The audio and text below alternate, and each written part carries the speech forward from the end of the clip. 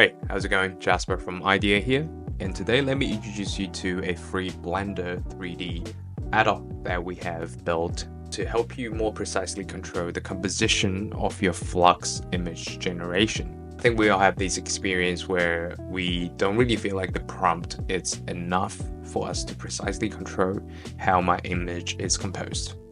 So if you really want that precise control, the best way to do it is via a 3D software. And let me show you how you can use our add-on to easily block out a scene with either simple shapes or simple 3D models, and then pass on to Flux AI model to finish the final render, final image generation based on your composition. So simply use the link in the description down below. Come onto our website, click download for free. There are 2 steps before you can start generating images and 3D models. First, you download our add-on and install it on Blender, and then you need to sign up to idea.xyz, get a free API key, and then activate this add-on. And once you have activated this add-on, then now you can start generating images and 3D models. So feel free to join our Discord channel for discussion and also support. So now click on the download link, and you will see this zip file. Simply click download here. Once you have it downloaded, simply go to Blender, go into Edit, Preference,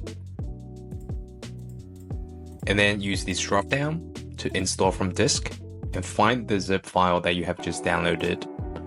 Click Install from disk. Idea.xyz 3D renderer, this add-on should be checked. Make sure that it is checked, and then you can simply shut this window. And once you have installed it, now on the side of your layout, you should have these Idea.xyz add-on appearing here. So you will only see that in the layout tab and also the modeling tab. You will see that here, and then you can expand it like that. I'm going to use the layout tab for now.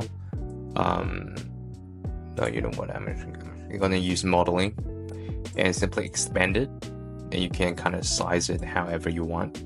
The first thing you want to do is you activate this add-on, because the rest of the features wouldn't work if you don't have the API key authenticated. So if you don't have the key, simply click Get API Token, and you will come on to idea.xyz, simply sign up or sign in, depending on if you have used our service before. Go into Account, and here you'll be able to see your API key. Simply copy that. If you don't see that, you should have a Generate button to generate your first key. Once you have that, simply plug that in, and we'll run a quick authentication. Now it should be working. See, all of the rest of the features are enabled. And the Gen 3D model, so there are 2 features that you can use on this add-on. One is to generate image from the 3D scene, and the second one is to generate 3D models.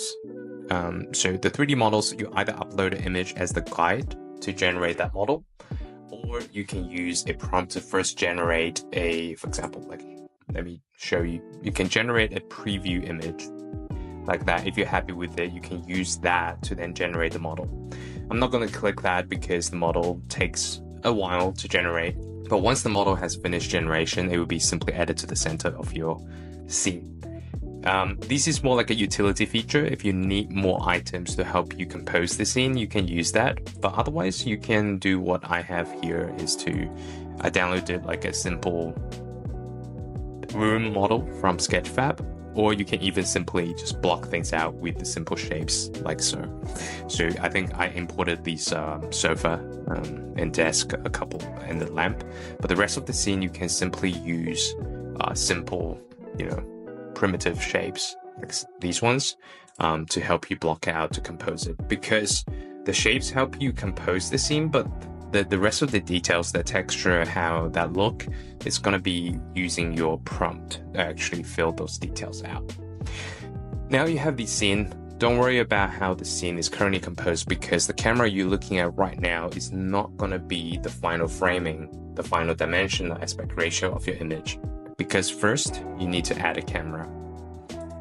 Once you have added the camera, you will see the Idea Camera 1 has been added, and then from these framing, these is the image aspect ratio and the final framing, the composition that you will use to guide your AI image generation for Flux.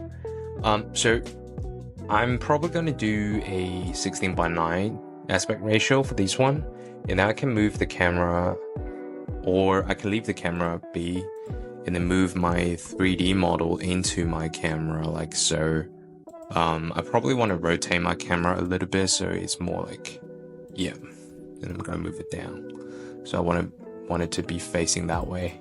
I kind of want to make the sofa a bit smaller. And then I guess I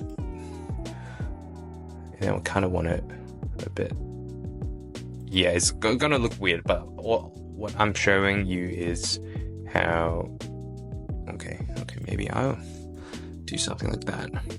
Yeah, the sofa is gonna face this way.